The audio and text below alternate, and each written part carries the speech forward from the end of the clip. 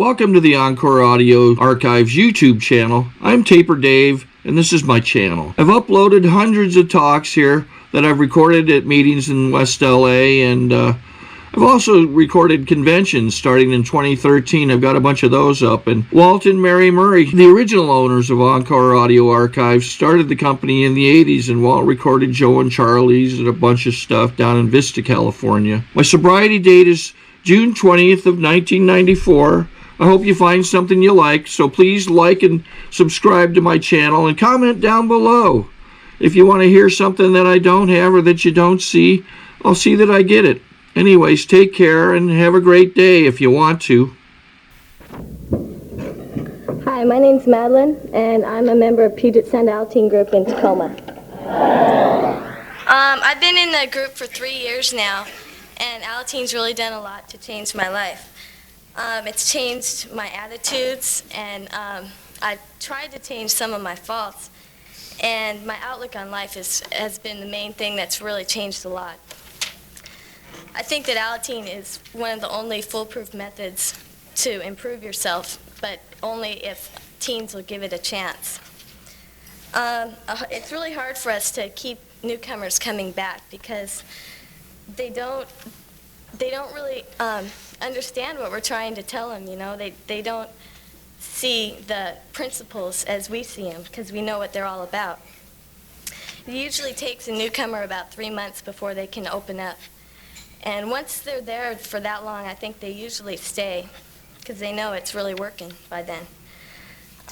They don't have any understanding about how it works, how we change ourselves, and the idea that we aren't responsible for the alcoholic or other people in our lives.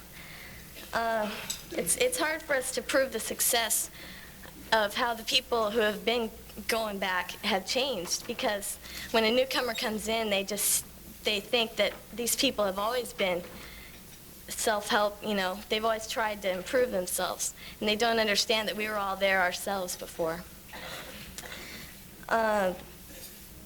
There are a couple of rules that seem to be true for most alcoholic families.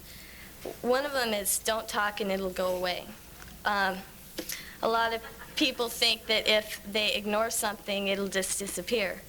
And if they pretend it's not there, then they feel better about it because they don't have to think about it. Another thing is don't trust. That could be don't trust the alcoholic or even the non-alcoholic, because in alcoholic homes, you never really know what's going to happen, you know. They might make promises and break them because certain things happen. The third rule is don't feel. Don't show your feelings, don't talk about your feelings, and don't think about them. A lot of times we think that our feelings are wrong because other people tell us that they don't agree, but we learn that it's okay to feel. Rules like this make life a lot worse for the alcoholic or children from alcoholic homes, because it makes us a little bit different from people from regular families. I guess you call it regular. What we try to do is change these feelings that are common with all Alateens or teenagers of alcoholic homes, and it's really hard because it's a totally new concept for them. They don't recognize that blaming the alcoholic will get them nowhere. They don't see that the only way that they can improve and feel better about themselves is to change themselves. I thought, before I came, well, you know, it's his problem. I'm just there. I don't really care, you know. He's sick. I'm not sick. I don't need to change, you know. The same old thing that everyone thinks before they come to the fellowship. A lot of minds are muddled with taking responsibility for the alcoholic or even the non-alcoholic, just taking family responsibilities that are overlooked when there are other things going on. It's really hard to understand these new ideas because the children from alcoholic homes have been brought up all their lives to follow these rules, and it's just new for them, and they think it's the right way to go, and to change your whole way of life is really hard. We try to teach teenagers to have open communication as much as possible with their parents, friends, boss, or teachers, anybody who they have a relationship with. The only way to solve a problem is to talk about it. And a lot of, like I said, if you don't talk about it, it'll go away is an idea that a lot of people have. But we try to tell them to talk about it, and that's really hard because in the groups, a lot of newcomers don't talk for a long, long time. They pick up on things, and eventually they'll talk, and it really helps them when they do, and they realize it, and they keep talking. We try to prove that you really can trust your family, because a lot of times the alcoholics drinking will change plans at the last minute, or there'll be a fight, or something will happen. And we try to tell them not to project into the future. I used to do it all the time. I'd worry about what was going to happen, and I'd resent what was going to happen before it even happened. And you can't do anything about it, so that's the way I look at it, is if you can't do anything about it, don't think about it, don't worry about it. And we also try to teach them that feelings are okay. Everyone has them, and they're natural. I mean, if you have a feeling, you can't just say, you can't change your feeling just because someone wants you to. They can't be wrong. If you feel something, someone can't say, you're wrong for feeling that, because it's your opinion, it's how you feel. And we try to get them to look more at themselves instead of what other people say.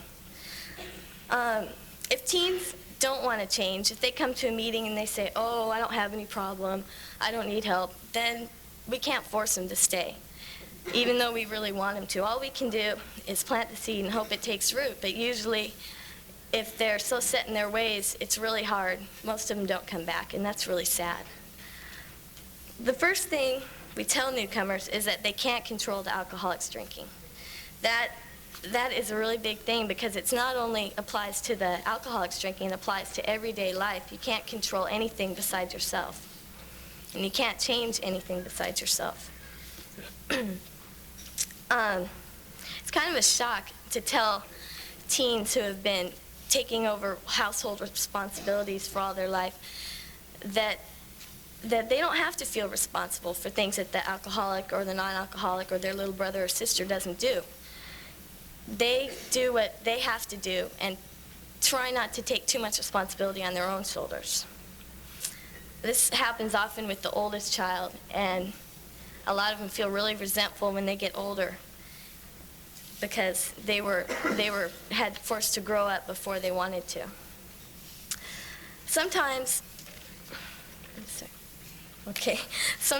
the alcoholic can't find a reason for drinking, so he has to blame the other family members. And we try to teach the newcomers that they can't be responsible for the alcoholic's drinking, no matter what he says, or even the non-alcoholic could blame the child because they don't want to be responsible for it. No one wants to take responsibility for alcoholism. In an alcoholic family, you really never know what to expect. Things might be real quiet around home, and all of a sudden everything will explode, and you'll just not know what to do. There's a lot of resentment, and I remember I really used to resent my dad because he'd just all of a sudden blow up and start cussing and swearing, and I just hated it. I mean, I couldn't stand it. But now I know it's part of him, and I try to overlook it. It still kind of bugs me, but I don't get on him for it because I can't change him anyways. He's going to do it no matter what I say. I really couldn't trust him too much when I was younger because, he'd say, oh, let's go to a movie or let's go clam digging or something like that. And then he'd get drunk and we wouldn't go, and I'd think, God, why does he have to do this to me? I was so upset. I'd get real mad about it. But now I try, if we make plans, I try not to take them too seriously. But usually he comes through. It usually works pretty good. My dad's alcoholic in my family, in case I haven't mentioned that.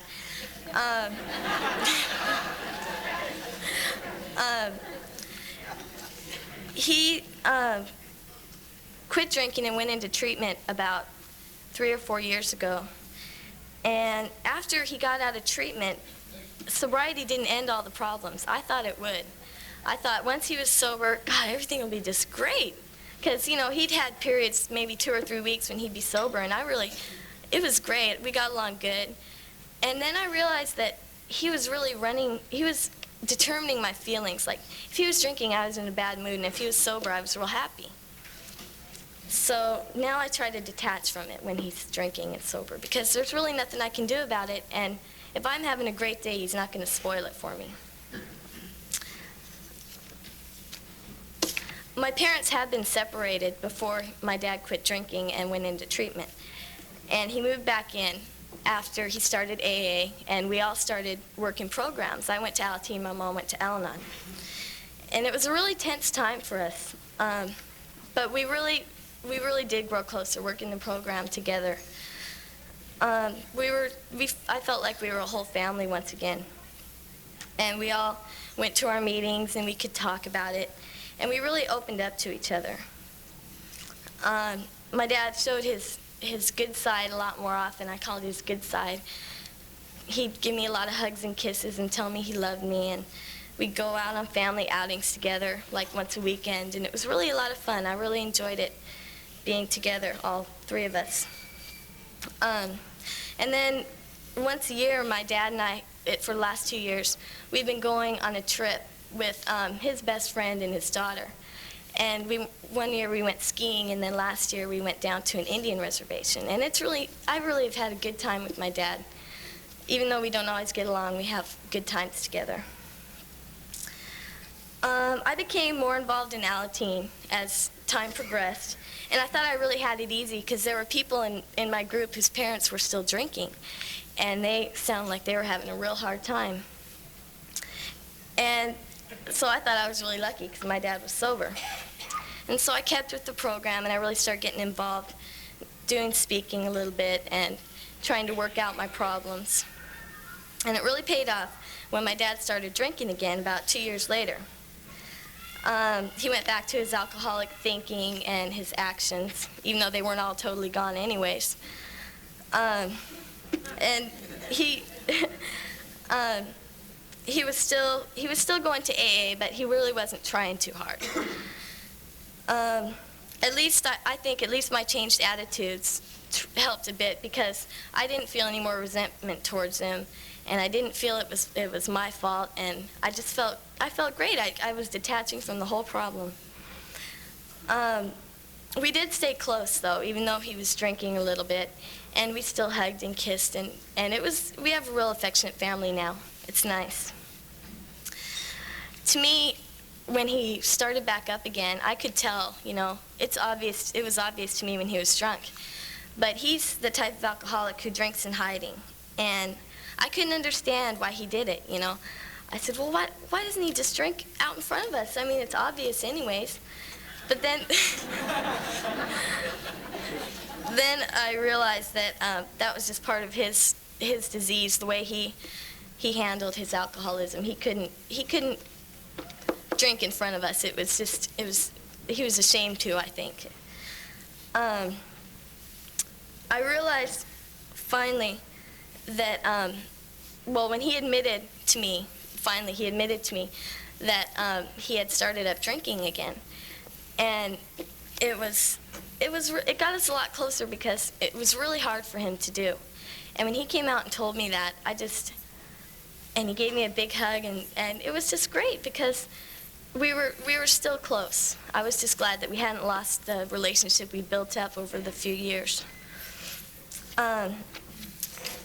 I honestly told him after he had told me that I knew, and that was hard for me too, because I had done the don't talk about it, it'll go away trick, you know. I didn't really think about it too much, and I never admitted to him that I knew. You know, it was like I pretended it wasn't there. When I finally did, it was really hard, but I felt a lot better, and I've been more open with him ever since.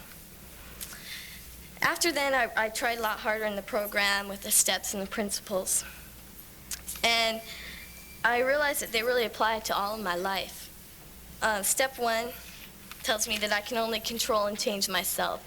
So if I'm worried about a test that I'm having the next day, I don't have to, I don't have to hope that the test will be easy. I have to study for it instead.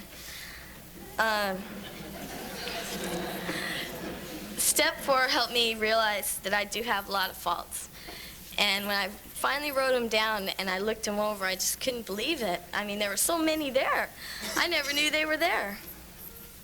Step 5 took a lot of weight off my shoulders, too, because I had been carrying around all this resentment for my dad. That was the main thing. I just really resented that he would do this to me, you know. And when I got it all out, it felt so much better. And now I really don't resent him. I know that he's not doing it to hurt me. Step 10 keeps the program moving ahead for me. If I find I'm bringing back an old fault or I have a new one that I didn't know was there, I can just do a quick step 10 and I won't have to go through and do my 4th step all over again. It's a lot simpler. Step 12, I've worked that pretty much by doing speeches at conferences like this and spiritual breakfast and speaking to school counselors a little bit. Recently, at school we're having an awareness day, and they had you sign up for the classes you wanted to go to, and it said Alateen, AA for teenagers. And I saw that, and I was fuming. I was really mad because I know that,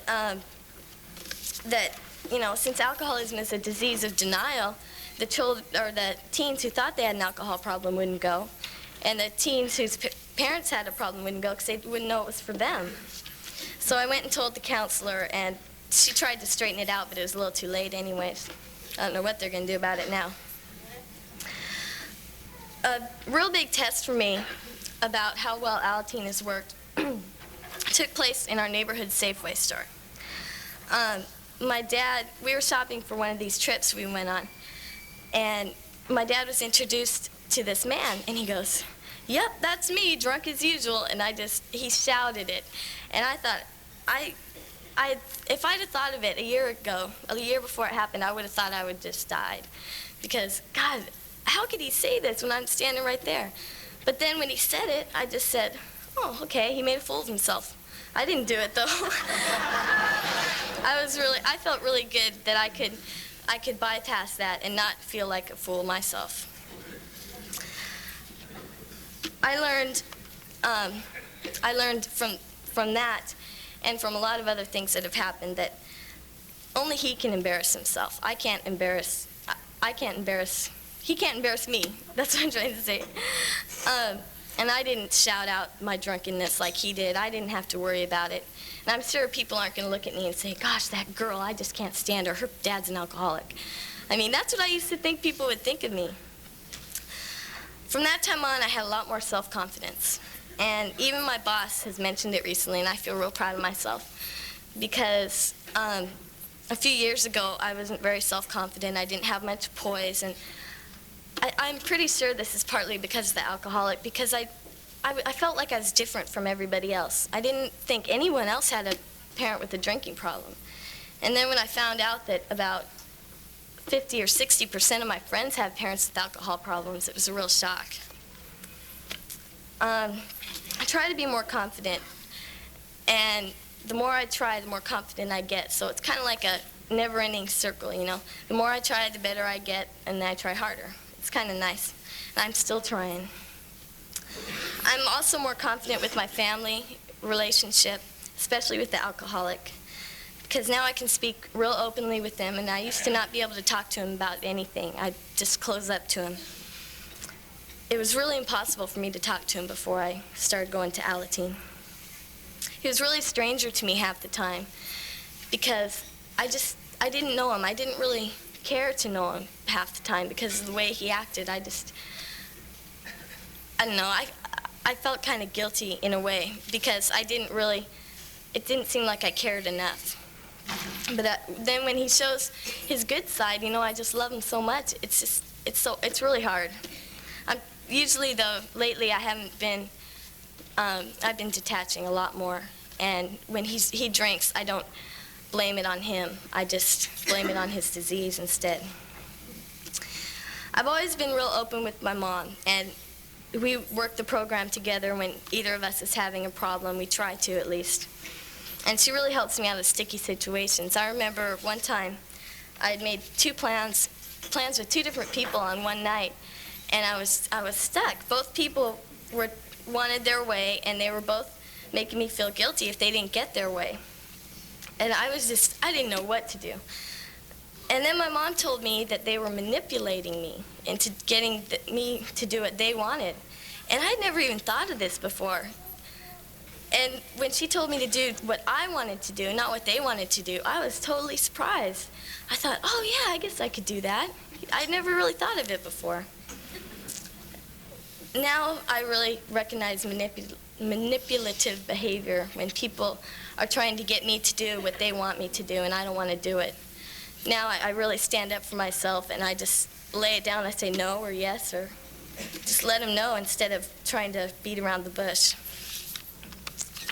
It's kind of hard to believe that my friends don't recognize behavior like that, because it just seems so obvious to me now, since I've realized that it's really out there, and friends of mine are really, I don't know if they're really that good of friends.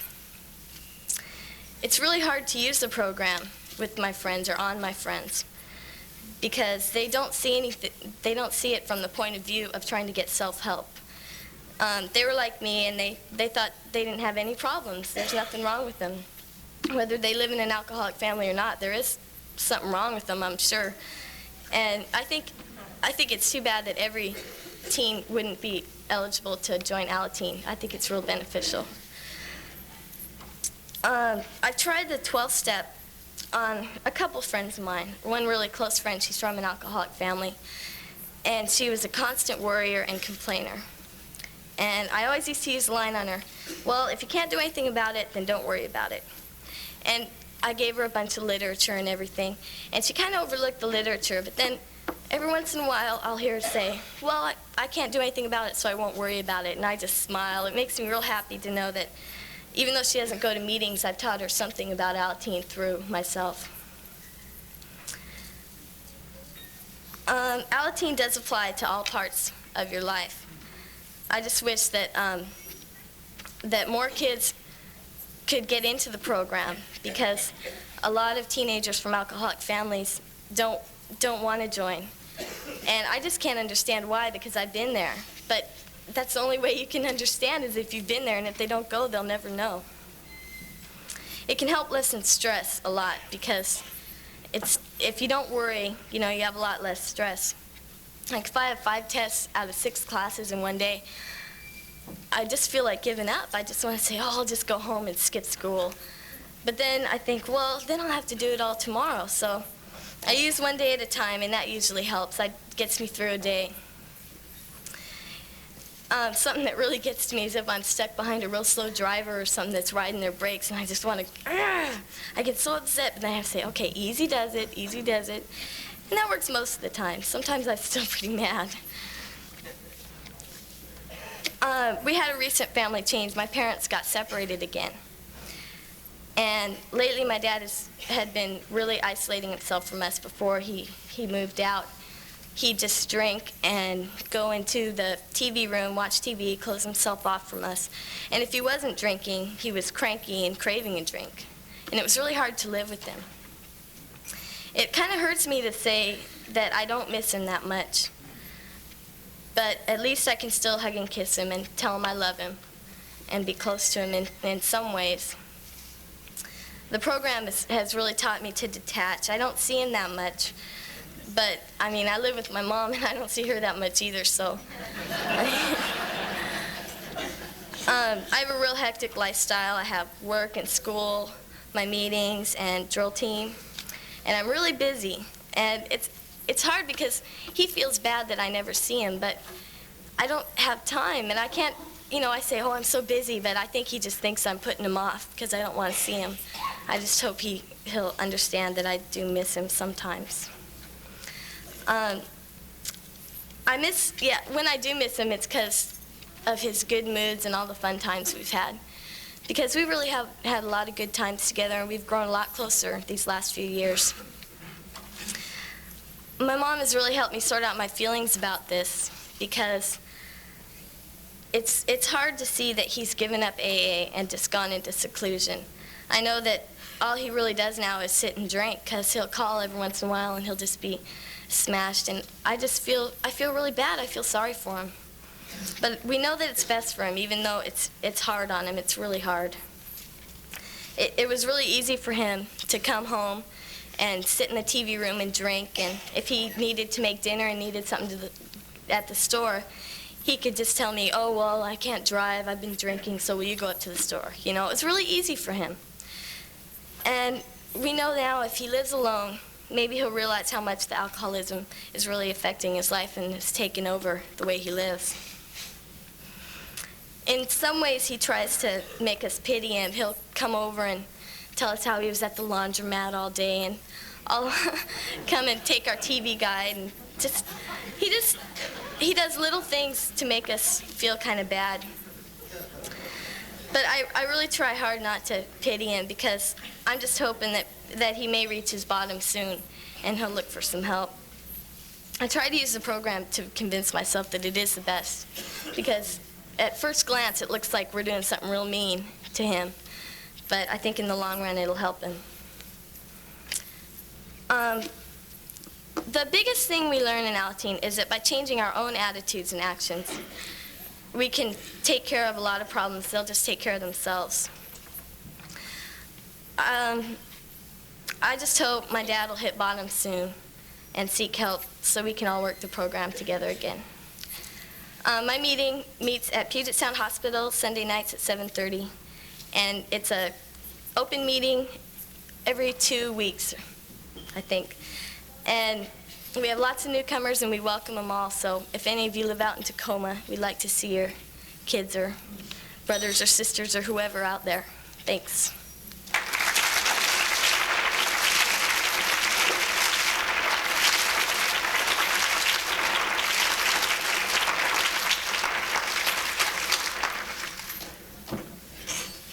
Thank you. That was terrific. Our next speaker is from Los Angeles, and November 3rd of this month, she celebrated 9 years of sobriety. Jojo S.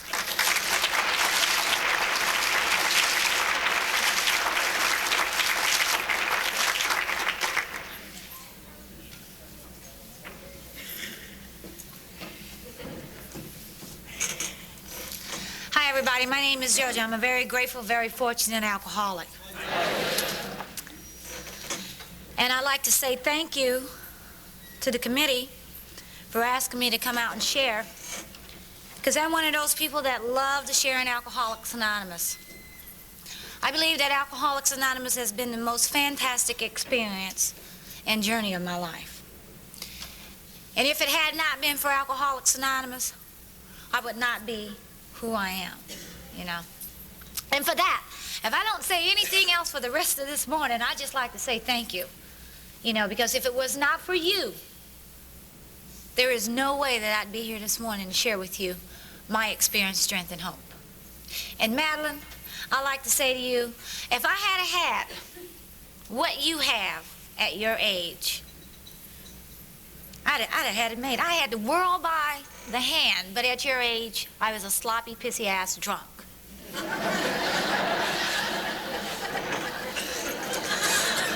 And needed Alcoholics Anonymous. I needed Alcoholics Anonymous, you know. But God, in His infinite wisdom, seen fit that it was necessary for me to just kind of roll. I didn't really have a childhood. I just kind of, at 12 years old, I instantly became 21. And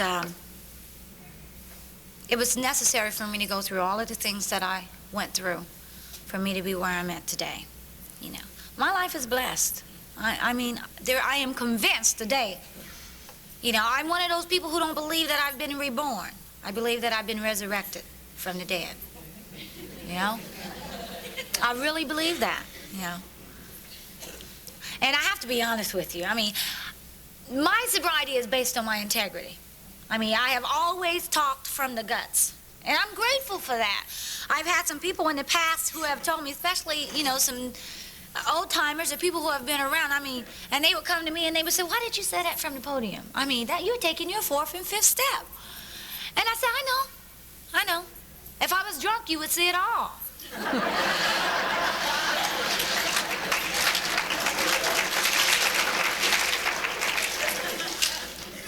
In case you're wondering out there and you're looking, and I know that there's got to be some new people out there, I want to tell you that there's two reasons why I'm here this morning. One reason is because I was invited. And that's something that when I get into my story, you understand how it feels to be invited somewhere. When you've been what I've been and you've been told so many times, please don't come back. Yeah. And the second reason is because there's somebody out there in that audience, and I don't know who it is, but there's somebody out there who's just like me, who's looking for a way out, who needs to hear what I have to say. There's somebody out there who don't feel that you really understand who they are, or who's ashamed to really be honest and tell you what they've done because they're in fear. They're afraid that you tell them, listen, we don't want your kind here. You see, I came here in Alcoholics Anonymous in fear that if you really found out what I was all about, you'd ask me to please leave, that I wasn't good enough. And honest to God, I had no other place to go. No place to go. I knew that if you put me out of Alcoholics Anonymous, I'd die. I'd surely die, because I didn't have no place else to go. But instead, you reached your hand out to me and you patted me on my back and you told me the three magic words that have stayed with me for the rest of my life. Keep coming back. Keep coming back. You know, I got to tell you that I wish I had already spoken. I was sitting out in the audience listening to somebody else. You know? You see, because my story is hard to tell. You know, I don't have one of those stories that's humorous or easy to tell. I have a story that I lived, and it's hard to tell because there's a lot of pain in my story, a lot of pain, and there's also a lot of happiness, but I didn't experience the happiness until I got sober in Alcoholics Anonymous, you know. But I want to share with you what it used to be like, what happened, and what it's like today. Because I'm like a complete different person, you know. I come from Lima, Ohio, and it's a little bitty hick town. And I grew up in a family of alcoholism. There was 9 kids and 1 mama and 5 different daddies, you know. My mother was truly an alcoholic, and I think that I picked up one of her character defects, trying to find some man to fill the hole in my gut. The only difference between me and my mama is she got pregnant and I didn't. You know? And I had a typical, I don't know, I guess you don't. I look around the audience and I don't see any other black people in this room. You know? So I know you don't know anything about typical black families. Not typical, you may know of some, but you don't know of any typical black family.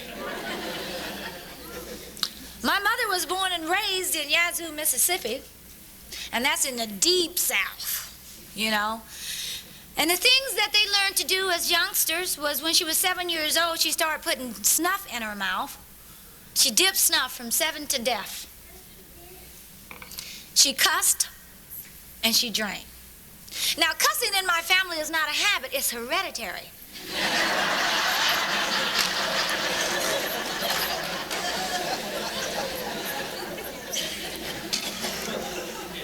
To tell you that the baby's first words are, "You bitch." They never even learn to say mama or daddy or give me a bottle, you know. I mean, they go knock on the refrigerator and they say, "Bitch," you know they want bottle, you know. And we were always taught as youngsters. I mean, you know what I realized is that my mom had values and standards, you know, and they were raised, we were a Baptist religious background, you know, and my mom, every Sunday, you know, one of the things that they tried to do is get us to go to church. Because the way that they thought of heaven and hell was the only way that you were going to get to heaven is that you went to church. Didn't care whether you were religious or not. Just get up and go to church, you know. And I got a lot of church shoved down in my throat.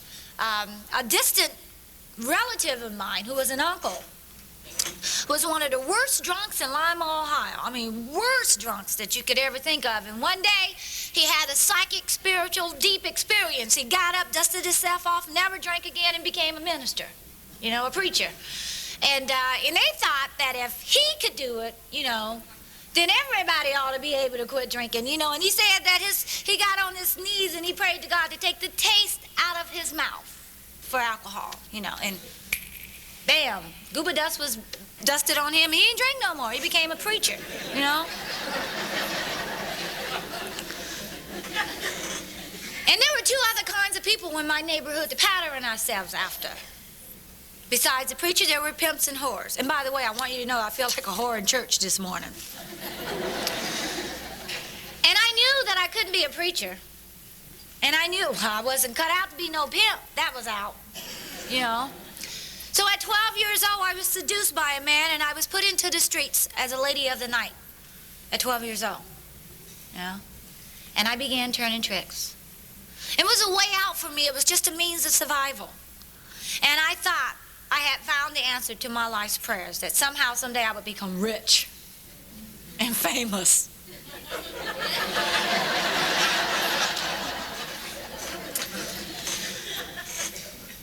And even though my mom had all of these character defects of her own, there were certain things that she really wanted for her kids, and I hadn't turned out to be what she thought I should be. And at 14, she told me that if I couldn't live by the rules and regulations of her home, is to get out. So at 14 years old, I left my mom's and I went on to venture on my own. And at 14 years old, I had my own home, not paid for. I mean, I was just living in a little house that my father had built. It was just a 3-room house with an outhouse, you know, and I grew up in an outhouse, and I'm not that old, you know.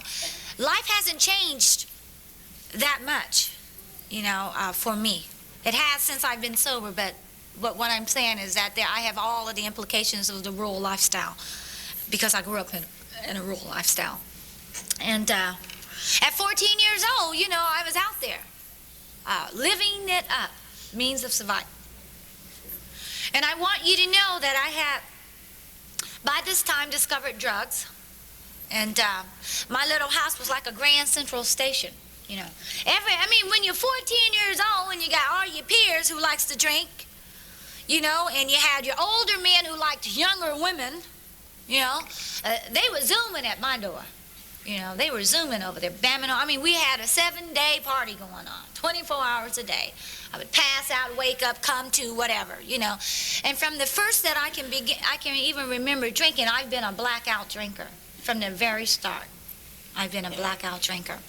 I'm one of those people that started out when they were 13 years old with a group of girls, and it was like 5 of us. And we had some old man in the car. You know, he had a car and he liked young women. You know, some of you know what I'm talking about. Don't sit out there and act like you're innocent.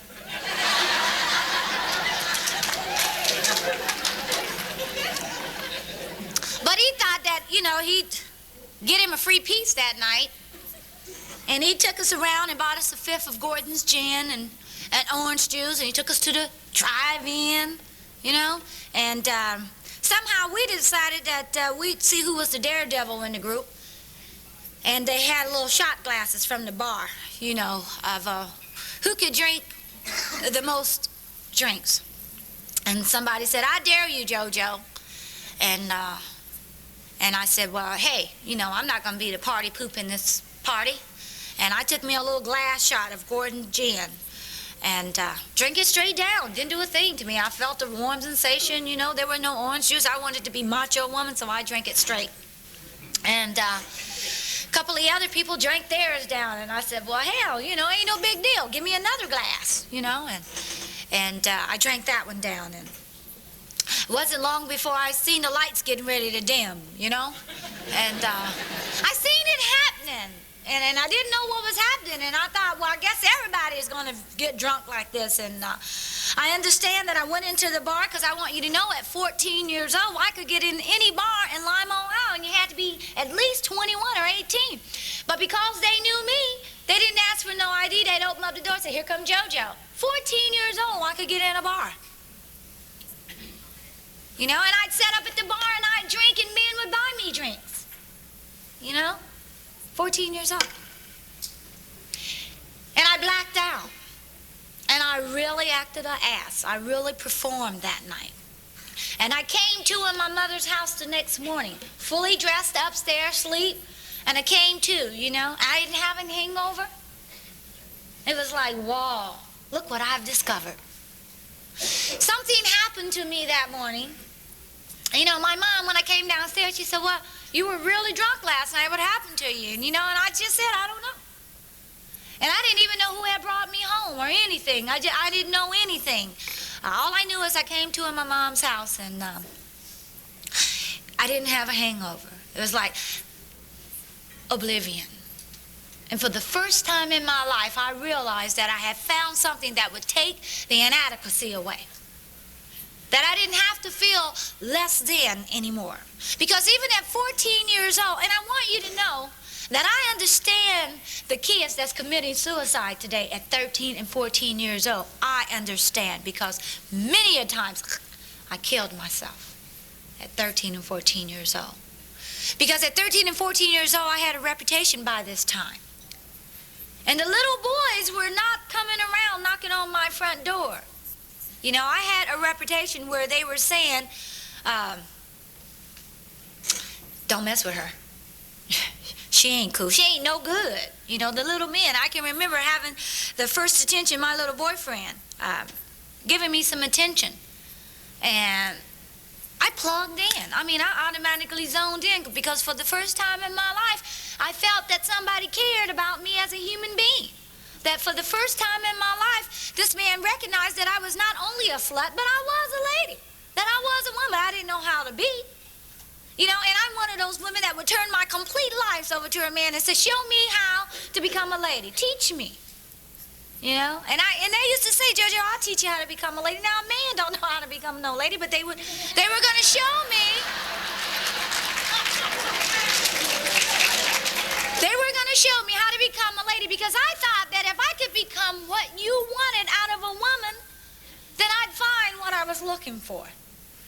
You know? And I needed that. And I can remember that this little guy, who were very much ashamed to be seen with me, would meet me in the alley. And he would see me at a bar and he'd tell me, go outside, I'll be right out. Or something like that. Or I'd be at a house party and I would be the child or the young lady that would be in the back in the closet somewhere, you know. And everybody knew what I was doing back there. And I'd come out, and they'd have those eyes looking at me, you know. You see, I understand what it's like to feel like absolute nothing, like your life is not worth a dime at 13 and 14 years old. And you know what's ironic? That deep down in my heart, deep down in my guts, I always wanted to become somebody. I always wanted to do something constructive with my life. I just didn't know what. I mean, I didn't have anything. I mean, the people on the block where their daughters were graduating from high school or going into the service or going to college, I mean, they were like in a class all by themselves. You know, their kids, you could call them like, hello, Darlene, and Darlene would answer, hello. But in my life, in my home, in my house where my mom lived, I answered to the name bitch till I was 15 years old. You know. That was it. Whenever I heard the word bitch, I'd automatically turn around and say, huh? That's just the way it was.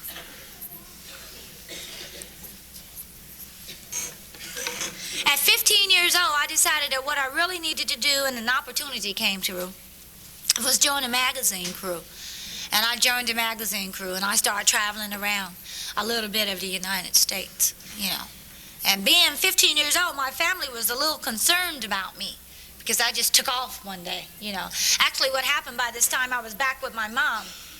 And my mom's had a very nasty way of talking to you, you know. And she told me to go out and take the garbage out to the back, you know. And they had their eyes really totally jammed on me. And I threw some luggage out the upstairs window, and I left home. And I didn't come back for about 6 months. And when they discovered where I was in Syracuse, New York, yeah, from Lima, Ohio. It's about 1,400 miles or more, you know. And I had been gone, living with the magazine crew and traveling with them and doing things that I didn't have no business doing, you know. And discovering that if I caught a little old man in the house by himself, he'd buy magazines. Not only would he buy magazines, but I could get about some extra money, you know. And so I always had money, you know. And if they let me go to their bathroom, I'd steal everything in their bathroom. I was a kleptomaniac. I would steal for no reason at all. I just needed to put my hands on it, you know, and I'd take it. And I remember, you see, I want to stop right here, and I want to tell you that all my life I thought my mom didn't love me. Because my mom was not an affectionate type woman. She was not the kind that told you she loved you. But I would like to tell you that the way my mom told you that she loved you was absolutely insane. You know, if you were dressed up and like I am this morning and I was looking good, the way that she would compliment you. And that was the only way that she knew how to tell you that she loved you. And I never figured that out until I got sober. She said, "Child, look at this bitch here." And she is sharp as a tack, you know. And can't hit her in the ass with a red apple. And that meant she loved you. That was her way of complimenting you for being well-dressed and looking good. This is the best she could do, you see. And I grew up with a lot of hatred inside of me. I hated this woman. Because there were 6 girls and 3 boys. And I had a younger sister. And guess what she did? She graduated from high school. She became a little lady, went into the Navy, and everybody thought I should have turned out like her. Now, she was 2 years younger than me. You know, and they said, "Jojo, why you can't turn out like your sister Maxine? She is such a nice young lady." You know? And I had a lot of feelings toward this sister, and they were not love. They were envy and jealousy and hatred, because I thought, yeah, I should have turned out like her. What happened? But you know what was really something that I couldn't deal with is I knew that she was just as treacherous as I was. Now, the difference between me and her is she used discretion. And I didn't know what the word meant.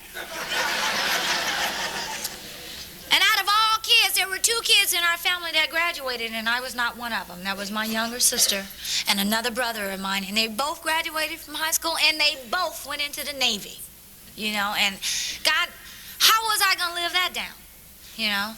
And I couldn't deal with it. All I could do was drink. You know, by now it was like, it didn't matter anymore. I felt like my life was over. You know, no man wanted me. And the little first boyfriend that I had couldn't deal with my reputation in Lima because everybody knew about him, and he joined the Army to get away. And this is during the time that the war was going on. He was in Vietnam and all that stuff, you know.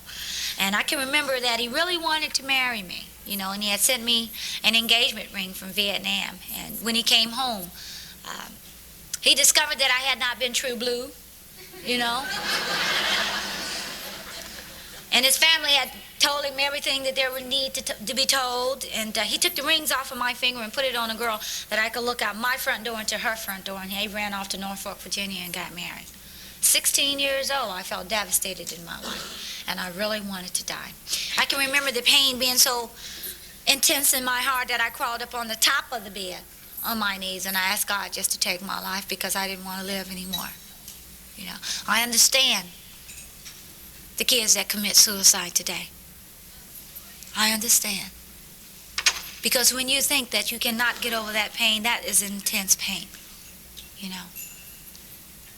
One of the things that I do in my life today is I talk to a lot of young people because it's imperative that they know that I've been where they are. How I made it through is truly a miracle. It's truly a miracle. I I met a guy when I was 16 that had kind of come through Lima to work a job at Woolworths. He was assistant manager of Woolworths, and that's a little nickel and dime store. And my family convinced me that what I should do is marry this character and go to his hometown before he discovered what I was all about, because once he found out about me, he wasn't going to want to marry me. And we lived together for a little while, and I had just turned 18 when we got married. And by this time, he really knew all about me, but I think he was kind of obligated, because I don't know if we were ever really in love or not. But he felt obligated to me, and he married me. And within a period of 4 months, I had absolutely destroyed that marriage in his hometown, and I was like a white tornado. I had just ripped through his life and his family life and just totally destroyed it, you know. This guy was in jail in Michigan. He had ran away from me and ended up in jail. And I came to out of a blackout in bed with a couple of strange people. I mean, they were really strange. And they thought it was so great that I had performed so great, they just told everybody. And his little religious mom found out all about it, and they were hurt. They were really hurt. And this guy came back to Michigan, and we slept in the same house but separate beds for 6 months when I was 18 years old. And he absolutely hated my guts, you know. And he beat me up real bad. I had, my lips were way out to here, and he had just really destroyed my face. And I couldn't stand it anymore. As soon as my face got to the point where I could go out in public, I left. And I went to Patterson, New Jersey to allow my disease to progress more. Yeah. And by this time, I was hooked on drugs. Drugs had become a way of life for me. It eased the pain of living for me. You may not understand where I'm coming from, but I was so insane and in so much pain that drugs and alcohol kept me from killing myself. It saved me from dying, even though I died drinking and using. When I got to the point where I wanted to die, it seemed that I always passed out. I always blacked out.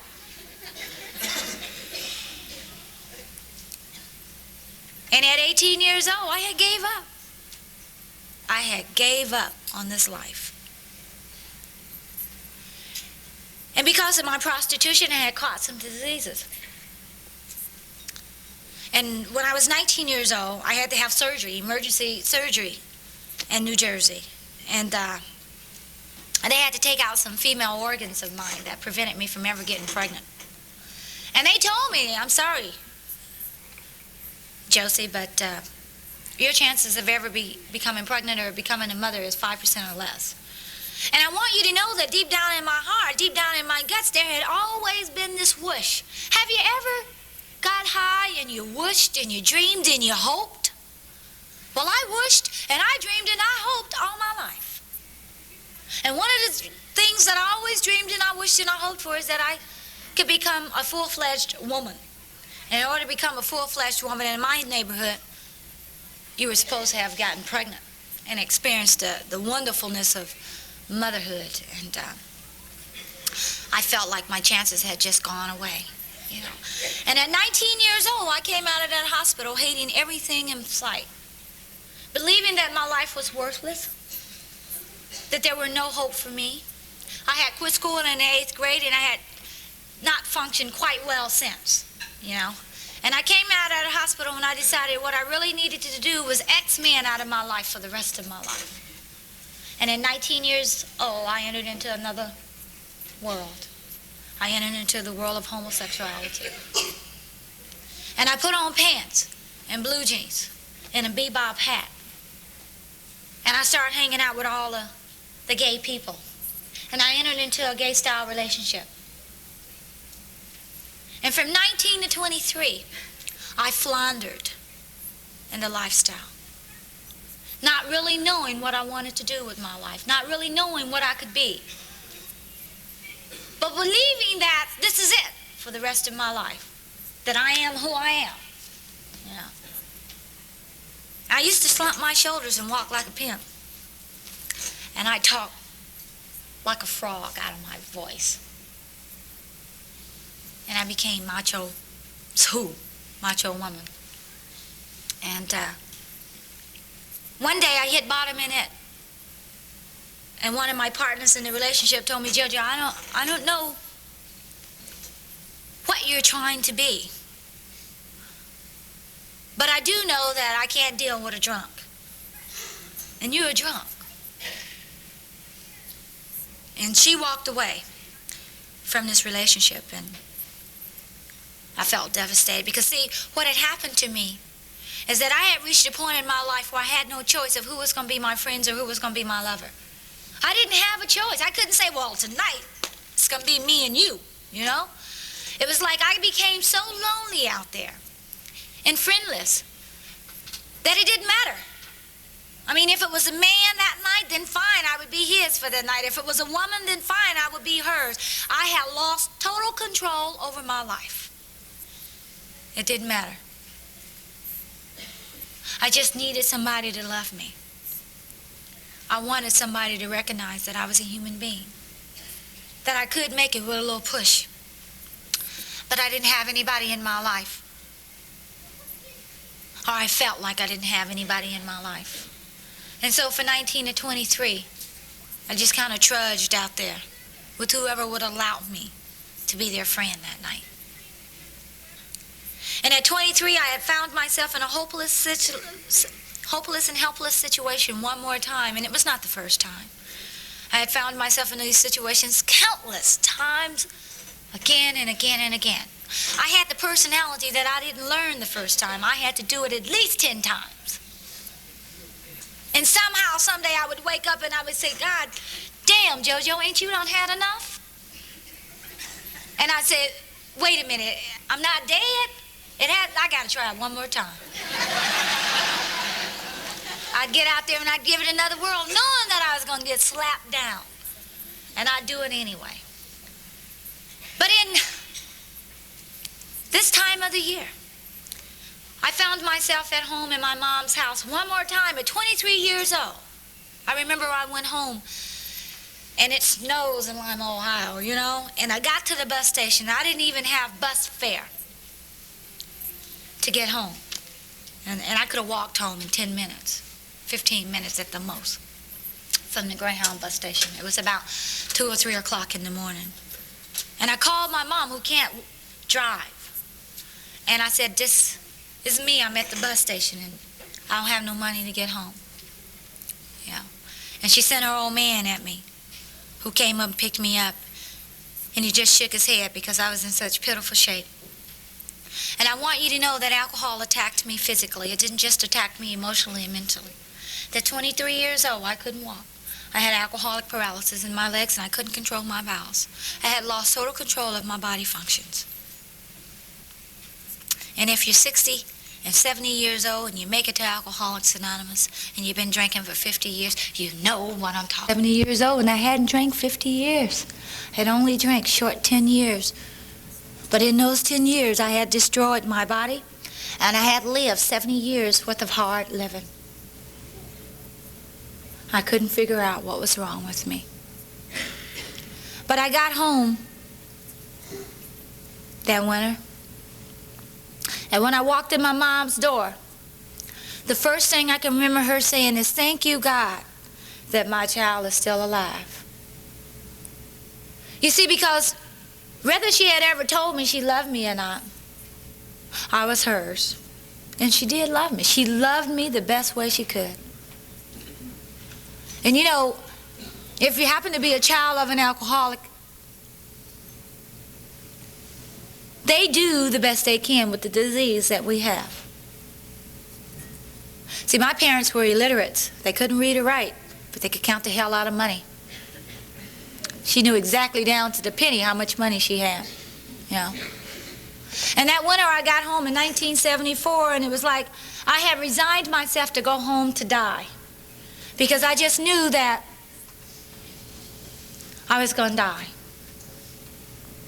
And I went home to drink till I died.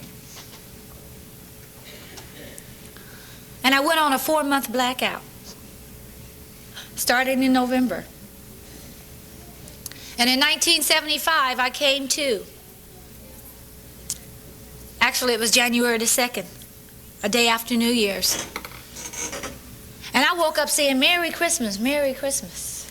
And they say, fool, it is after New Year's. You know? And I want you to know that by this time I was drinking cough syrup and drinking beer, because nothing else would work for me. Alcohol was just going right through my system. Yeah. And I resulted down to the lowest. And I couldn't drink every day because I'd be too sick to drink every day, and my hangovers would last for almost 2 weeks or a week. I couldn't function, I couldn't eat, I couldn't sleep. I was swollen from the top of my head to the bottom of my feet. I would come to in the mornings in dry heaves, and I'd be so sick. And I'd hurt so bad. And yet, I'd want another drink. Another drink would cure me. It would make me be all right. I'd come in tune with the world, and I could function for the day. I was a chronic alcoholic. And somehow I made it through that month. And Valentine's Day came up. And I had some little boyfriend that I had met. And we had been seeing each other. And he had come from Chicago to spend some time with me for Valentine's Day. And I was too sick to get up off the couch when he came. And he took one look at me, and he said, I can't stand to see you like this. You're dying. And I just won't be around. And he turned around, and he walked back out that door. And I got drunk. And I ended up at my mom's house. And I came to on the couch, February 14th of 1975. It's Valentine's night. Sweetheart's night. And I came to in the middle of the night in my own feces, NDTs. I hadn't had a bath in over a month or more.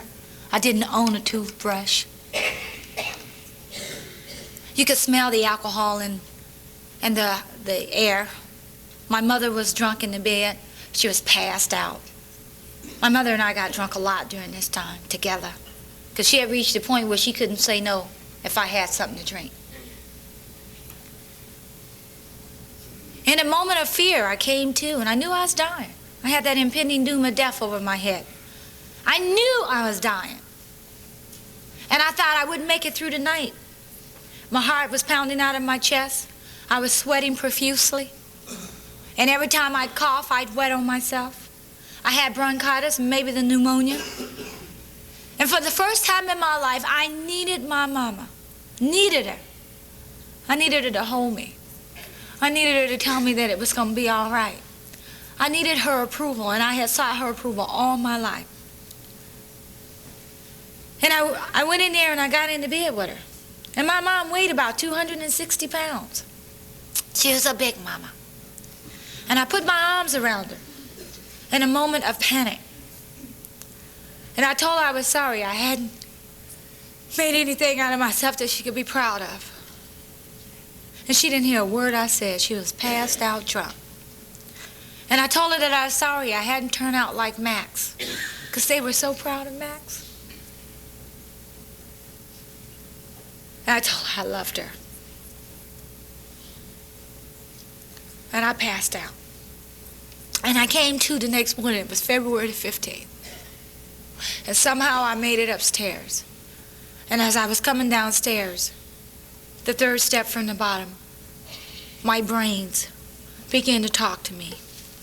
And they said, I know why you're an alcoholic. I know why you can't stop drinking. You're an alcoholic. And it was like for the first time in my life, I knew what I was. And when I hit the bottom steps, I yelled to the top of my voice, I know why I can't stop drinking. I'm an alcoholic. And my family, they kind of came out the woodworks, and they came in the kitchen, and I walked right across, and I picked up the phone, and I dialed 0. And that's long distance operator. And I said, my name is Jojo. I'm an alcoholic. Can you give me some help? And this little lady on the telephone said, hold on, please. And she called the crisis center for me. And my family were in there, and they were saying, put that phone down. Don't tell anybody you're an alcoholic, disgracing us. And I had just gotten out of jail the week before for drunk driving, and I don't have a driver's license or a car. Just got out of jail. And I look back, because I was desperate. And I looked at my family and I told them, if you touch this phone, I will kill every one of you. And they got scared. My mom looked at the desperation in my eyes and she stepped back and she said, leave her alone. And that lady got the crisis center for me. And I was so crazy. I was hearing things. I was just coming out of DTs, and I remember she was finna hang up, and I said, please, don't hang up. Talk to me. Because I think I'm crazy. I just need somebody to talk to. You see, what happened is I had her undivided attention. See, that's all I ever wanted, was somebody to love me, to need me. And she says, can't play with my bell like that today. My bell hang up on you, put the tape recorder on you. She says, honey, you're not crazy. You're just sick. You need some help. And help is on its way. That was February the 15th in 1975, and that evening, a lady from Alcoholics Anonymous came out and made a 12-step call on me. And I made my first meeting of Alcoholics Anonymous February the 16th of 1975. And I haven't found it necessary to drink since that time. But if you're reflecting and you're wondering why I just took my cake or why I'm celebrating my birthday in November, it's because 9 months later I finally gave up drugs. And it took me 9 months. I'm going to speed my story up a little bit because I know time is... I don't want to just stay into my drunk log because I got a lot of miracles I want to talk about in my sobriety that have come. That's how I got to Alcoholics Anonymous. And it's imperative that you know. If you're new, if you're the person that I'm talking to this morning, I want you to know that I'm just like you. That if you don't want to drink, you don't have to. You don't have to drink. If you keep coming back and you believe that AA will work for you, that someday, some way, you will be with a bunch of friends and you will look at them and you say, no, thank you. I'm not drinking today. And I never knew that I could say that because I always thought my friends would flee. And they did. They did. They fled. They didn't want to be bothered with me when I got sober. But you know what I discovered? Is I didn't want to be bothered with them either. It took me 9 months to smoke my last joint in Alcoholics Anonymous. And by this time I was in California. And I'm going to speed my time up.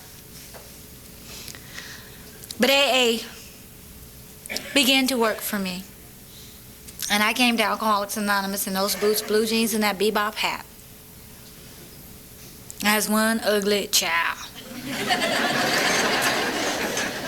Alcohol not only destroyed my emotions and my feelings, but it deteriorated my looks.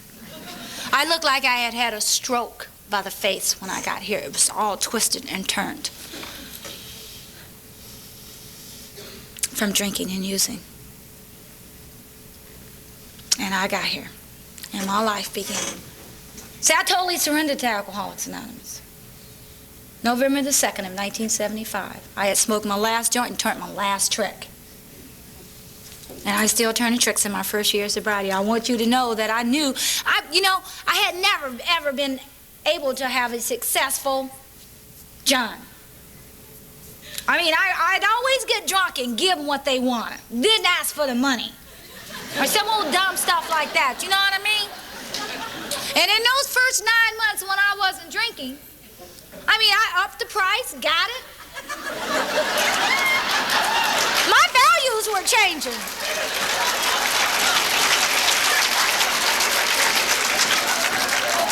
I was getting what I asked for, and they were getting what they wanted. And they became repeat business. And I would go to the AA meetings. I said, man, Alcoholics Anonymous works.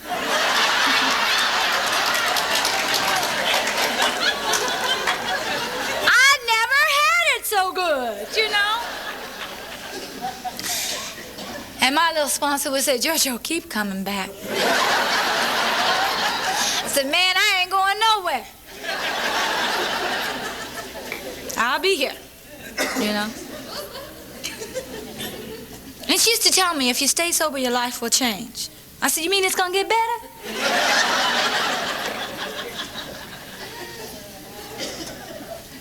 And 9 months later, I realized that I had turned my last trick.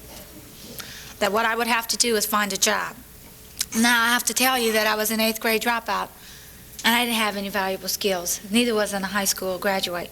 I had cooked in a few restaurants, here and there, and that's about all I really knew how to do. And I got sober in California. And I found myself getting a job. That job paid $2.15 an hour.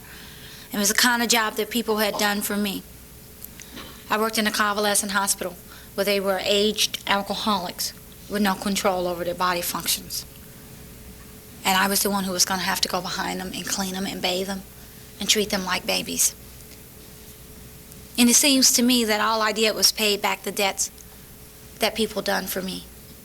Because people would take me and put me in the bathtubs and they would clean me up. Or they would say to me, don't you think you need to take a bath? And see, what they didn't realize is I didn't have enough energy to get in the bathtub. Sometimes I would run the water in the bathtub and I would run my hands up and down it or play with it so they'd think that I was in the bathtub taking a bath. I just didn't have enough energy to get in. And that's the truth. But in California,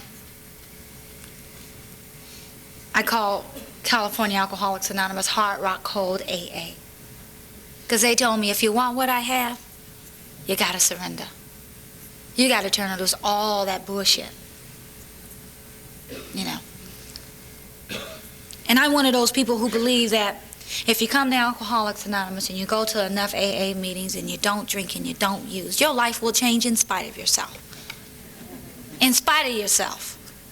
You may end up to be an AA bum. But you see, I believe that everybody in Alcoholics Anonymous serves an example of what we want to be like or what we don't want to be like. And you have the choice. You have the choice. I hear a lot of people say, well, I'm sober. That's enough. It's not enough for me. I want quality sobriety. And that's what I've been reaching for ever since I've been sober. One of my wishes, my dreams, and my hope when I was out there drinking and using, I always wanted to be a powerful woman. At one time, my dream was I wanted to be the baddest dope woman in the world. Yeah, wanted to be able to have everybody come to me and be at my mercy. Can I, please, you know? And today, what I realize is that I'm exactly what I always wanted to be. And that's incredible that Alcoholics Anonymous have turned me out to be that. I owe it to all you people. When I got here, I didn't know how to say, thank you, may I, please, excuse me. I learned it from the women in Alcoholics Anonymous. And I would be in these meetings in Alcoholics Anonymous, and I'd look at these women, and they'd say, would the newcomers stand up? And they only have 30 days, and these beautiful women would stand up, who had the makeup in place, and they looked beautiful. And I was sitting over there all grubby, funky, and nasty. And I look at them and I think, why not me? You know why? I mean, I always wanted to become a lady. Even though at that time I thought I was a hopeless homosexual. And I'd look around these women. And I remember one day being in a meeting and there were two women who were standing in front of me and they were talking. No, I'm sorry, I was talking.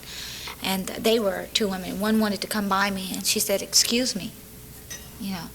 And it had been a long time since I had heard someone say, excuse me. You know, and I picked up on it. And I walked by somebody and I said, excuse me. And it felt good. It felt good, you know. And I began to grow in Alcoholics Anonymous. And when I was 6 months sober, I was at a meeting of Alcoholics Anonymous, and I was at a coffee pot, and there was a gentleman standing up in front of the coffee pot. And he said, "Hi, would you like a ride home?" And I looked up at him and I said, "Hell no." And he said, "Excuse me, I don't push myself on ladies today." And I looked at him, and for the first time, it had been a long time since I heard someone use the word lady. And I looked over at him, I said, "Wow, he is strange." You know? And about 2 weeks later, I went to a meeting, and he was there. He said, "Oh, hi, how are you doing?" You know, and somehow we happened to sit by each other that night. He swept him down that I rubbed his knee.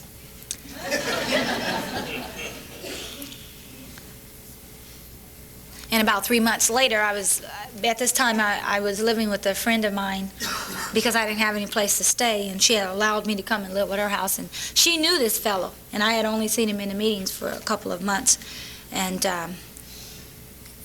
she said, "Why don't you stay home from a meeting tonight and let's play some cards?" You know, and I was one of those newcomers who were into going to meetings every night. You know, I mean, I thought if I didn't make a meeting, I'd get drunk. I really did. And I'm glad I had that attitude when I got here. But anyway, the fellows came over, and they knocked on the door, and I happened to open the door, and there was this guy. I said, "Oh, God." You know, and he came in, and we were playing cards, and he said, "How would you ladies like to have a pizza?" And there go that word again. Ladies, pizza. And this guy whipped out a wad of money like that. Being who I was, I zoned in on that money. You know, I ain't have no money.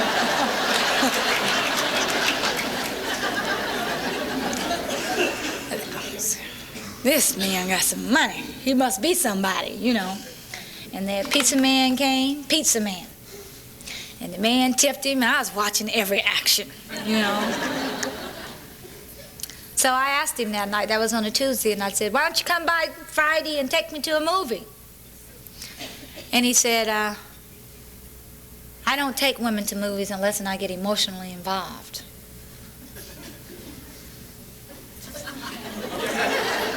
And my head said, "What's making love is no big deal." I said, "Come on by."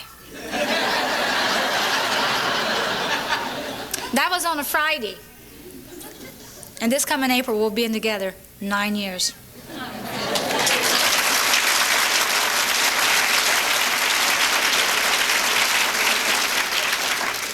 And it's been fantastic. Now, I want you to know that I didn't recognize what was going on in my life, that miracles were beginning to happen for me. And I want to talk about those miracles. Because it's imperative that you know that Alcoholics Anonymous not only changed my emotions and my thinking, but it changed my physical being. It done to me what alcohol done to me. I don't know if you men noticed, but you can see my legs. You know? I have makeup on. I have real teeth. You thought they were mine, didn't you? Alcoholics Anonymous will fool you, too.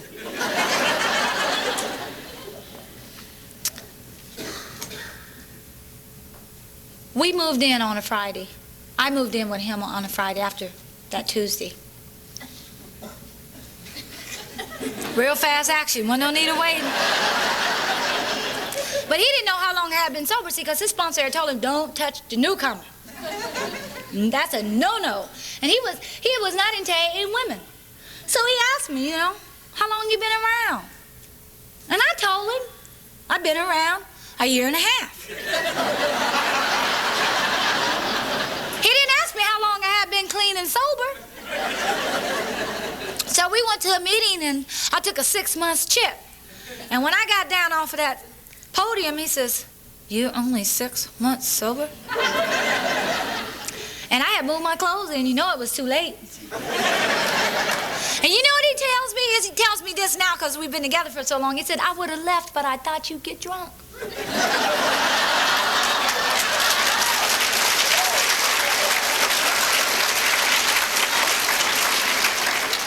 And And if there's a fool in the house, he's it.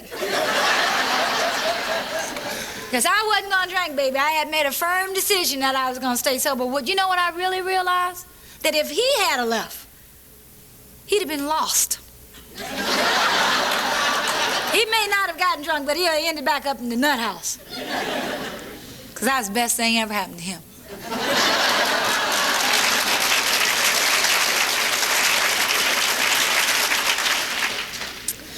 And I asked him to marry me. Sure, I did. One night, I said, would you like to marry me? And he said, well, let me think about it. I said, while you're thinking, I'll make some plans. And I made some plans. Never did ask him anymore. And the morning that we got ready to get married, the cake wasn't ready. And we were supposed to go pick up the cake, and I went to a Jewish cake shop because they were cheap. Had beautiful 3-tier cake for $35. And the cake wasn't ready. And we went to go pick up the cake, and he went absolutely berserk. Cussed me out in front of the people. Called me all kinds of names. And I looked at him and I said, I'll tell you what. I'm going to get the hell away from you. And I'm going to end up at the church. If you want to get married, you just show up. And I went over to his mama's house. He went to his brother's house. And I got ready. When I went into church that afternoon, he was standing up there, so I figured he wanted to get married. And we got married. And life was nice for us, you know. And 6 months later, all hell broke loose. You see, because of my background and his background, and I've always been a provoker by mouth. I've always been the type of woman that provoked people into jumping on me or beating me up or treating me like shit, you know, because I did it. And I found myself going to a dirty movie with a gay sponsor, and it hurt his pride, and I really kind of stepped on his male egotism. And I never thought about, it never entered my mind because I was not in that space. But I never put it all together until after it was too late. And I went to him excited that night, and he asked me what I had been doing, you know, and I told him, because I've always functioned in pretty much in honesty. And it hurt him very badly. And when we got home, he couldn't deal with it anymore, and he gave me an alternative. That was either to give up my sponsor or to give up my marriage at 6 months married. And because I knew that I had not done anything wrong, it was going to have to be something that I would have to live with, I gave him an answer. And I told him that I was willing to give up the marriage because I hadn't done anything wrong, and I wouldn't allow him to have that kind of control over my life. And he beat me up. He beat me up real bad. And I had to go to meetings with my face all swole out, and he was hurt, and I was hurt. And I'm going to talk about a miracle that happened for me, because it was 2 days. I finally stayed away from that house that night because I knew that if I stayed there, he'd kill me. And I went over to my sponsor's house. I didn't have no place else to go. I went and I sat on the side of her bed, and I shared with her what had happened, and she cried because I really looked kind of bad, you know. And I told her the next day I'm going back home. And if he wants to leave, or if I need to leave, then I'll go back to Ohio, but I won't stay in California. And I went back, and he wasn't home that evening. And I was praying, and because I was in a lot of pain and confused, and I did not know what I was going to do, you know. And for the first time since I had been good and sober, I got on my knees on the couch. And I didn't ask God to save my marriage. I asked God to help me to deal with the pain that I had created in my life, that I didn't want to drink, and I didn't want to use. I just wanted to live. And for the first time, I wanted to live. And a thought ran through my head. Why don't you ask him to go to a marriage counselor? And then immediately another thought ran through my head and said, if you do, he'll beat you up again. Because you don't ask black men to go to no counselor. They think they have all the answers.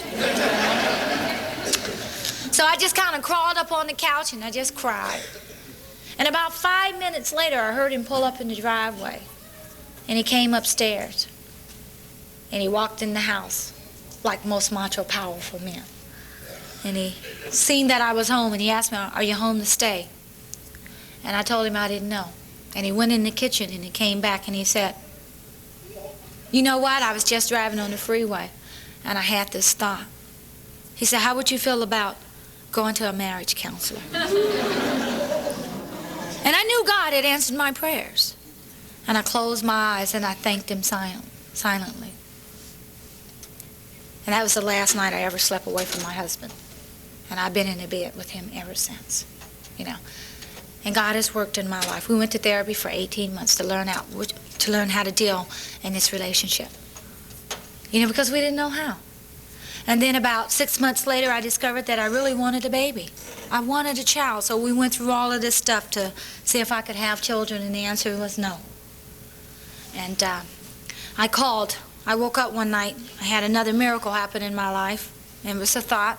And the thought was, why don't you call Los Angeles Adoption Center and see if they will allow you to have a baby? And I woke him up. I said, J-Room, wake up. I said, I know what we can do. We can get a baby if we go to the Los Angeles Adoption Center. And I called down, and I've never had any tact. So I called down and I said, "My name is Jojo, I'm an alcoholic, and I want a baby."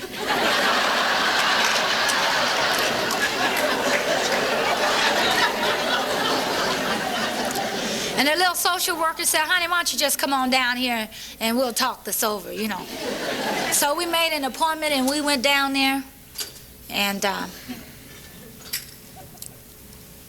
have to tell part of my story, my husband's story, in order for you to understand where I'm coming from. Now, I've never seen my husband drunk, thank God, and he's never seen me drunk. I met him in Alcoholics Anonymous. He was 2.5 years sober when I met him. But I've heard his story. He's been to the nut house a couple of times. I call him my nut house retread. He's been picked up for just plain drunkenness about 36 times. He's a horrifying alcoholic, you know. And they sent for our records. And I have a record where I pursued jail as a way of life. At one time, I've been to jail for everything under God's green earth. You know, stealing drugs, prostitution, stealing a car, defrauding the innkeeper, you name it, and I've been there, you know. And this lady didn't look so happy.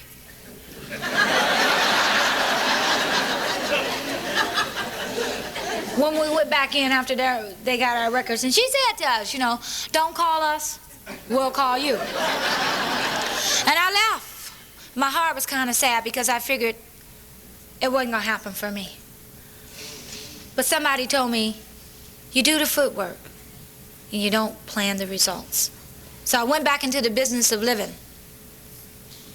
And I started going to meetings and stuff. And in the meantime, things began to happen. This was 1979.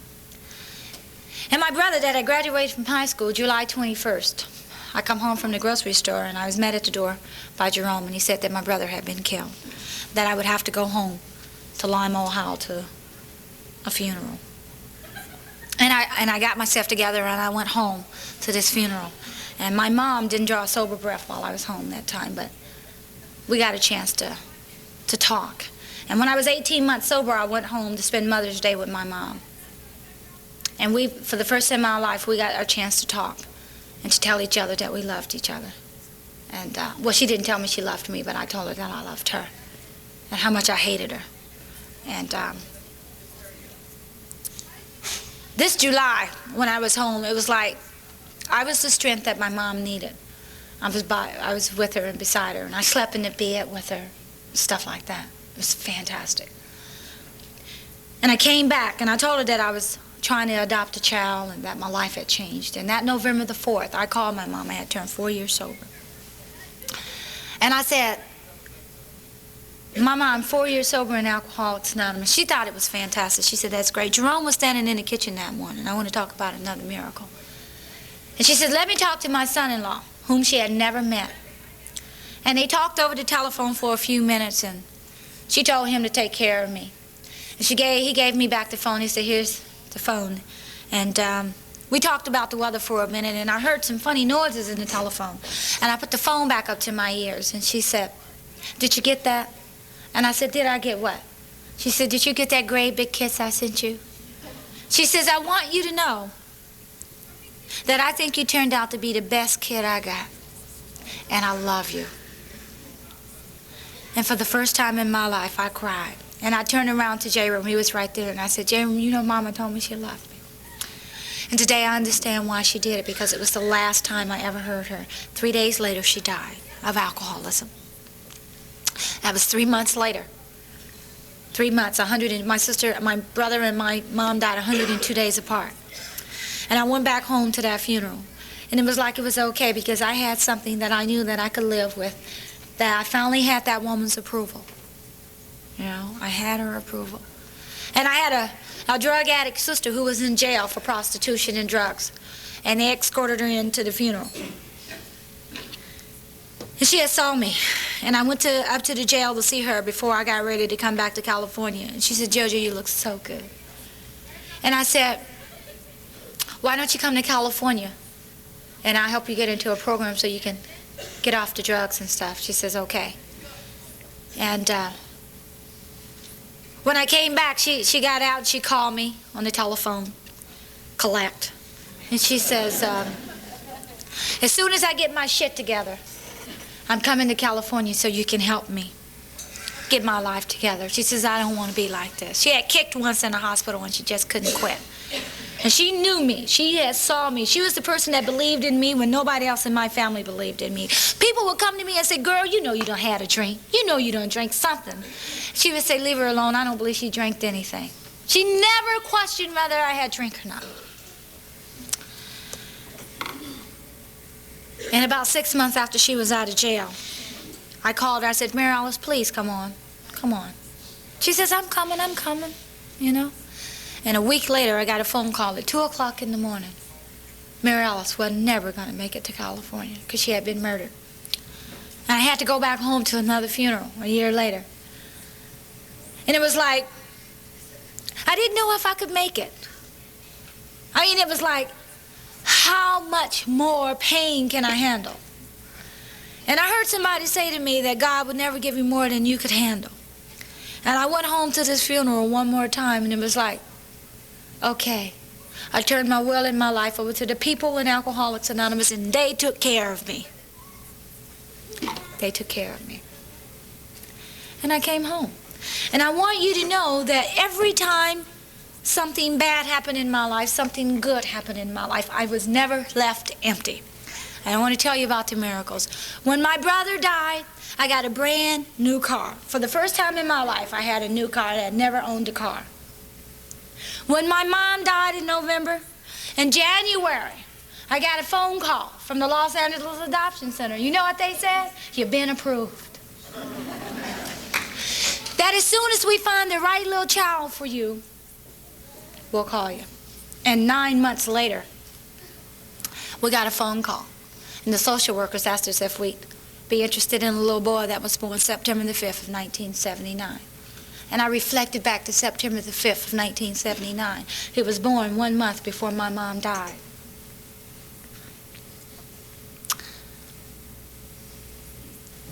And my husband had answered the telephone, and he said he didn't really hear anymore after the social worker told him that. You know, they never connected it, that Jerome and my baby's birthday is on the same day,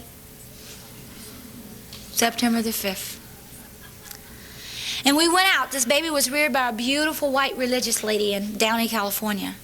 And the social worker told us, you know, your baby has never been exposed to black people, and we don't want you to frighten him.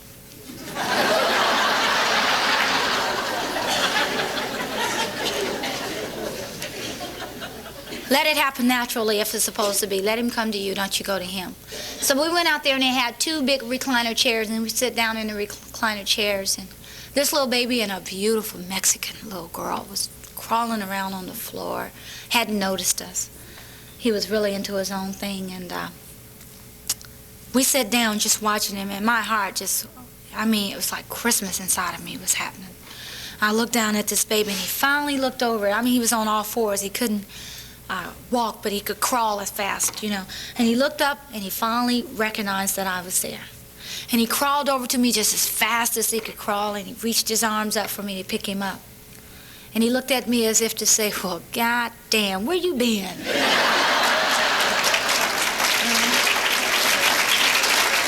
Where you been? And he crawled up and he laid his head on my shoulders, and he looked over at Jerome and he reached for him. And the social worker and the foster mother sat there with their mouths dropped wide open. And I knew that some wonderful, wonderful person had carried this child for me. And I was able to take him home a week later. And he's been in my life ever since. And that was August the 16th of 1980. And I have the kind of son that loves me. I mean, I've always wanted to be needed and to be loved. And now not only am I have what I needed and I wanted, but I have a responsibility. God seemed fit that I became responsible. I want to talk about, I came to you a lesbian, or so-called lesbian, whatever you want to call me. And God took me, and I say God, the power of you people. And you allowed me to experience what it would be like to become a wife. First, you allowed me to experience what it to become a lady. And I don't always choose to be a lady at times. But I know what it feels like every once in a while. Then you allowed me to become a wife. And I act like a wife every once in a while. Then you allowed me the miracle of a lifetime to experience what it would be like to become a mother. I never will forget the first time my little son called me mama. And I just picked him up and hugged and cried and loved him. I was in the bathroom, you know, and I know what it's like to be a mother all the time. I also know what it's like to be a child in a child and a mother relationship, you know. I owe it to all you people. You made it possible for me to be who I am today. And I'm a constructive human being in my life today. I work for a living. Legally. I work for the United States Post Office. And I work in a rural area where there's all white people. And I have a senior citizens mobile home estates. And when I first went out there with a lot of apprehension and fear, and I thought they were going to treat me like shit out there, you know? And I went out there, and I've been out there 4 years. And I want you to know there's not a day that go by that I don't go by one of my mailboxes that those little ladies or gentlemen isn't out there with either an ice cold glass of lemonade, or they will tell me, we love you. We missed you yesterday. Where were you at? I had to have surgery on my feet earlier this year, and I was off for 2 months, and there was not a day that I didn't get a phone call from one of those people. How you doing? We miss you. Hurry up and come back. And last, for Halloween, they asked me to be their mystery guest. You know what they told me? You're a part of our family now, and we don't want to lose you. We hope you never get promoted. We know that's selfish on our parts, but we want to be selfish. And when I went to that Halloween party that night, I didn't feel inadequate. I didn't feel out of place. I felt like I had a whole lot of mamas and papas there. And they treated me like I was a queen. And the next day I went to work, I had notes in the box. One note from a couple that's been there, and Mr. Mizo said, you were our queen for a night. You lit up our park. And you made us the happiest people we've been. I mean, how can you not be thankful for a life like mine?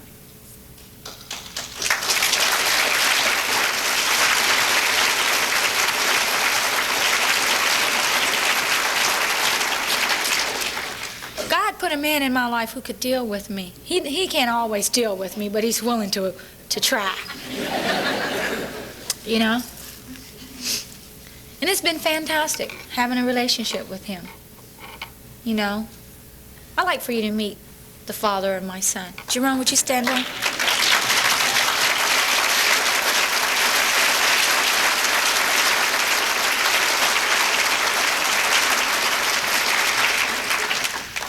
And I'm getting ready to close, but there's something that I'd like to read to that one special person out in the audience that I've been talking to besides myself this morning.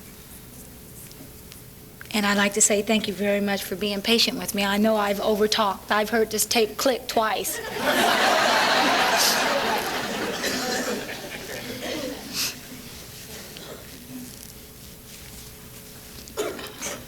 It's a little long, but it won't take long. But I think it's necessary because I don't hear it read enough in meetings. Someday, we hope every alcoholic who journeys will find the Fellowship of Alcoholics Anonymous at its destination. To some extent, this is already true. Some of us are salesmen and go about. Little clusters of 2s and 3s and 5 of us have sprung up in other communities through contact with their 2 largest centers. Those of us who travel drop in as often as we can. This practice enables us to lend a hand at the same time avoiding certain alluring distractions of the road about which any traveling man can inform you. Thus we grow, and so can you. Though you be but one man with this book in your hand, we believe and hope it contains all you will need to begin.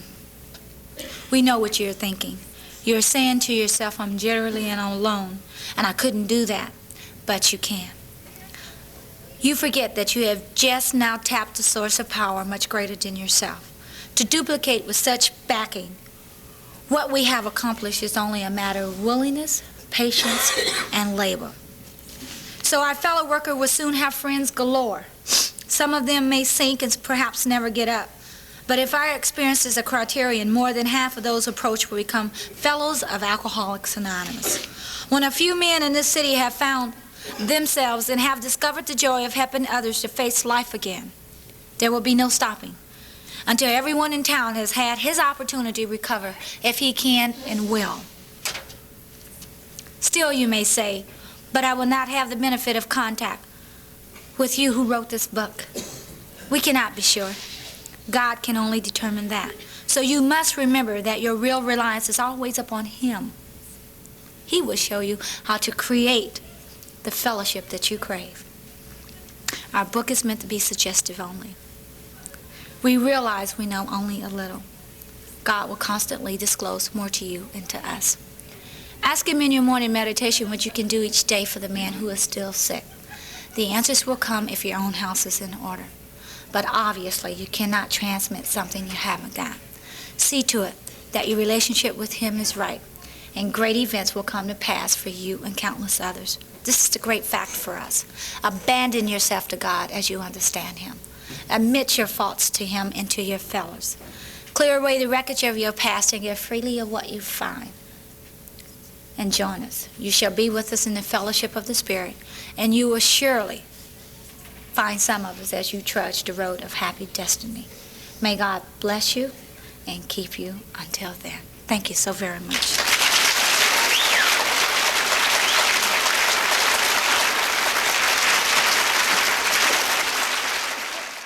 Sorry to interrupt your viewing. Taper Dave here. Just wanted to take a second to ask you to like and subscribe to my channel. Let me know if you like what you're listening. I've got some very good talks here, and this one's a great one. Just curious, do you think this is better than Zoom? Tell me what you think. Okay, this is how I prepare my drone for launching. I like to do it inside the cab of my truck so I'm not standing outside in the weather. To install the joysticks for control, up and down, right and left, powered on. I have an Android phone that I use to connect it to the drone with. And it's actually controlled through the iPhone, through an app. Oops, wrong way. It's actually controlled through the iPhone, or through this Android phone, through the app. It's actually controlled through the Android phone, through an app, and you connect it through this short connection right here.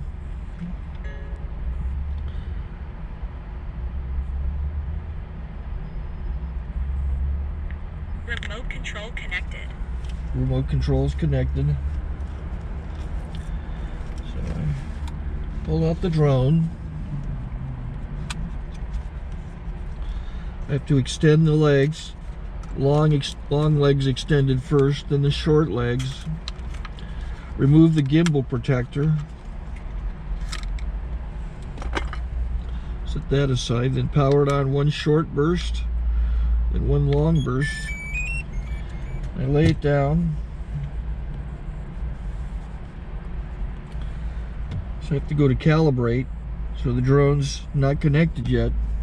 It shows you here as this drone gets disconnected, even though the remote's powered on. So the drone has to establish it's connected.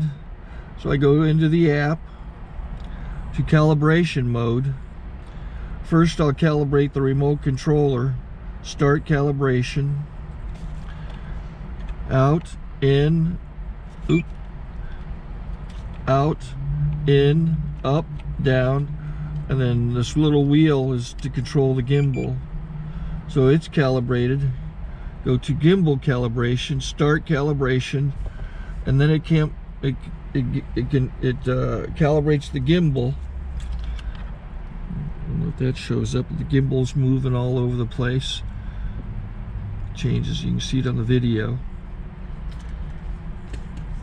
And I'm calibrated to take off. It's acquired 7 satellites at the moment. There are 26 satellites up in the sky, which it has to acquire before you can take off. So it's connected. It's got enough satellites. This is white. I can go to press this little arrow button, swipe right to take off, and it would start the motors if I slid this to the right. But I'll wait till I get outside. Don't want to do it inside.